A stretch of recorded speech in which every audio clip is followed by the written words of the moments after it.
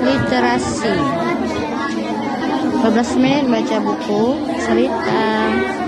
Tidak selamanya membaca itu hanya buku pelajaran. Anak-anak juga suka baca buku cerita.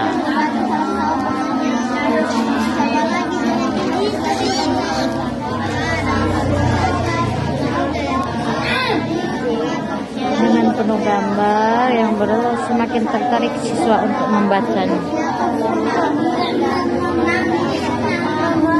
Bosan membaca di kelas, supaya jangan bosan, kita bawa siswa-siswa kita sesekali untuk membaca di luar kelas dengan suasana yang riuh, masih lebih mengasihkan.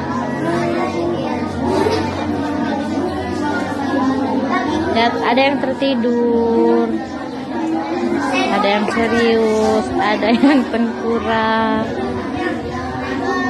Biarkanlah mereka mengekspresikan keinginan mereka saat membaca. Squad kelas 5 ku.